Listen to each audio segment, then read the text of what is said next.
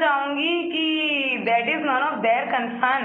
And सबसे बड़ी चीज मैं एक चीज बोलना चाहूंगी जो कि सबको पता है, साइंटिफिकली फैक्ट है, majority of women does not even know what an orgasm is. तो हेटेरोसेक्सुअल मैरिज में आदमी क्या कर रहे हैं, तो मैं खुद को पूरी तरीके से समझती हूँ and it is none of their concern कि मैं खुद की सेक्सुअल नीड कैसे पूरी करूंगी।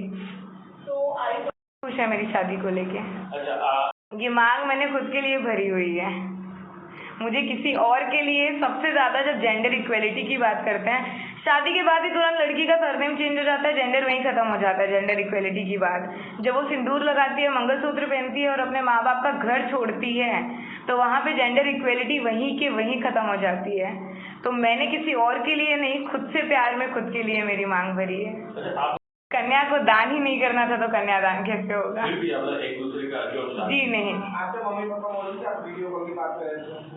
नहीं, वो मौजूद नहीं हो पाई क्योंकि शादी प्रीपोन हो गई थी और ऐसे हालातों में हुई थी कि मुझे इतने कॉल्स आ रहे थे, जो दोस्त मेरे रास्ते पे थे मैं उनके फोन भी नहीं उठा पा रही थी। जहाँ तक कि मेरी नॉलेज है, रजिस्टर मैरिज करने के लिए शादी होना जरूरी है। पूरी दुनिया को पता है मेरी शादी हो चुकी है, विटनेस है मेरे पास, एक डॉक्यूमेंट मंगा के फॉर्म भरना होता है। तो ये प्रोसीजर मैं करने वाली हूँ, इसके बाद क्या होगा उसका मुझे पूरा आइडिया नहीं है। तो ये सारी परेशानियां तो थी, साथ ही साथ लोगों का नजरिया, ट्रोल्स सबसे बड़े, हर जगह से ट्रोल्स आ रहे थे। मैं एक सवाल करना चाहती हूँ। जो लोग कुछ टाइम पहले मेंटल हेल्थ की बातें कर रहे थे कि मेंटल हेल्थ पे इफेक्ट नहीं होना चाहिए, आज लोग मुझे साइको बुला रहे हैं। ये बोल रहे हैं कि मुझे मेडिकल हेल्प चाहिए, ये बोल रहे हैं कि मेरा दिमाग खराब है और मैं पूरी तरीके से पागल हूँ। तो क्या वो ये नहीं सोच रहे हैं कि ये मेरी मेंटल हेल्थ पे क्या इफेक्ट कर रहा होगा? तो ये ट्रोल्स ने इफेक्ट तो किया है, मैं ऐसे नहीं बोलूँगी मुझे इफेक्ट ही नहीं किया, बट मैं सिर्फ पॉजिटिव पॉइंट सोचती आई हूँ अभी तक। मैं अपनी मैरिज रजिस्टर करना चाहती हूँ। अगर रजिस्टर हो जाती है तो ना मैं डाइवोर्स दे पाऊंगी, नहीं तो टेक्निकली प्रैक्टिकली डाइवोर्स, जिसको हम गुजरात में छूटा छेड़ा बोलते हैं, अलग होना पड़ता है शरीर से। तो बताइए, मैं डाइवोर्स देके खुद से अलग हो ही नहीं सकती। डाइवोर्स नहीं हो सकता, मैरिज डिसॉल्व जरूर हो सकती है, मैरिज खत्म हो सकती है। तो अगर मुझे कभी किसी से प्यार हो जाएगा तो नहीं, मैं खुद को डाइवोर्स तो कभी नहीं देने वाली हूँ। मैं बिल्कुल भी नहीं सोचती हूँ कि मैं किसी की बीवी बनना चाहूँगी, ना मैंने कभी सोचा है। तो फिलहाल के लिए अगर आप पूछ रहे हैं कि क्या मैं कभी किसी से शादी करूँगी, मतलब है मुझे किसी की बीवी बनना पड़ेगा, तो जवाब है नहीं। जी, ये तो बहुत स्टार्टिंग से होता है आई गेस। जब बच्चे पैदा होते हैं तभी हम उनको पिंक और ब्लू कलर दे देते हैं उनकी जेंडर देखते ही। और मेरे साथ मेरी मम्मी, क्योंकि उनकी चाइल्ड मैरिज हुई थी, वो 14 साल की थी तब उनकी शादी हो गई थी, but my mom is like my best friend. वो एकदम मेरे दोस्त की तरह है। धीरे धीरे उनमें बदलाव आए। उन्होंने कभी मुझे किसी चीज़ों के लिए मना नहीं किया। पर आप जानते हैं, समाज में रहना है तो समाज की तरह रहना होता है। जब 10 से 20 लोग घर के अंदर हैं तो उस वक्त मेरी मम्मी भी क्या बोलती किसी को। तो मुझे हॉल में बैठना होता था, फिर भी मुझे जाके बैठना पड़ता था किचन के अंदर। तो मेरा बचपन गुजरात में ही बीता था और मैं बचपन से गुजरात में ही रही हूँ।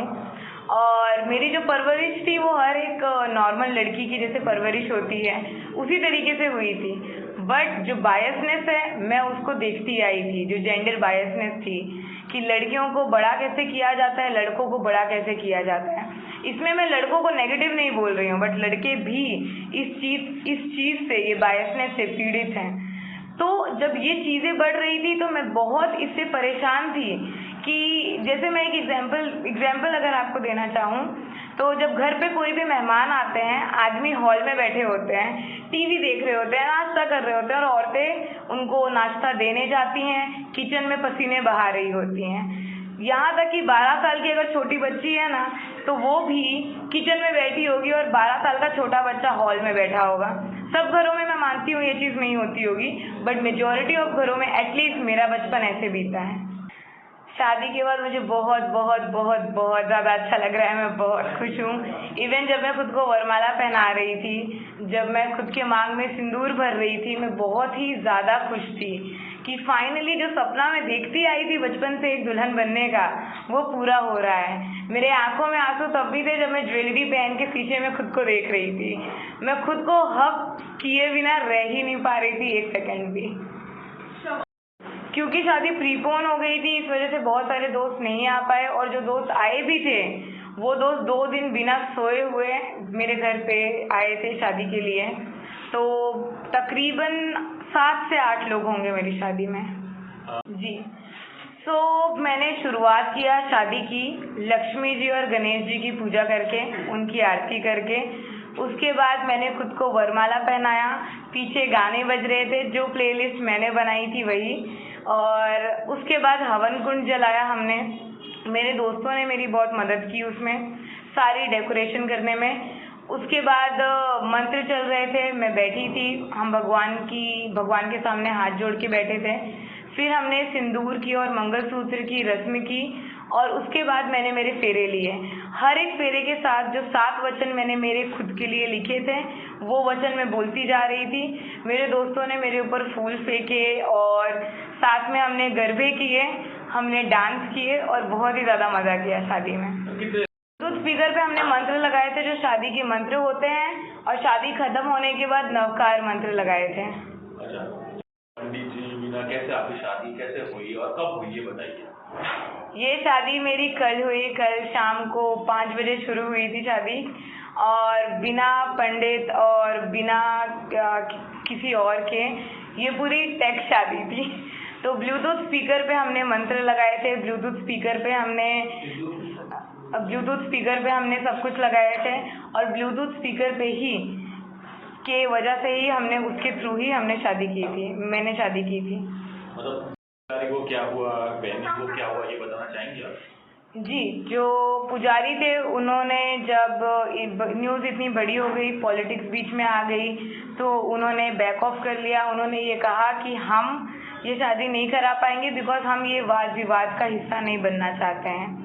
उसके अलावा जो वेन्यू था, जब सुनीता जी ने कहा कि यहाँ पे शादी नहीं हो सकती है, तो मंदिर के पंडित जी ने भी वेन्यू के लिए मना कर दिया, तो मैं वहाँ शादी नहीं कर पाई।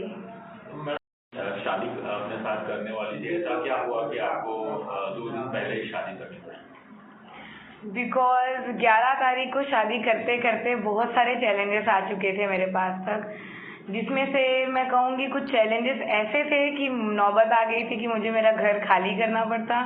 मेरे पास से पंडित चला गया था, पंडित जी ने मना कर दिया था। शादी की वेन्यू चली गई थी, तो मुझे बहुत डाउट था कि शांतिपूर्वक मेरी शादी 11 तारीख को हो पाएगी या नहीं। ये रीज़न था, और मैं मेरी शादी को लेके बहुत एक्साइटेड थी, मैं चाहती थी शांति से हो, तो मैंने मेरी शादी प्रीपोन कर दी। सतत 24 કલાક સમાચાર જોવા માટે ડાઉનલોડ કરો ETV ભારત એપ।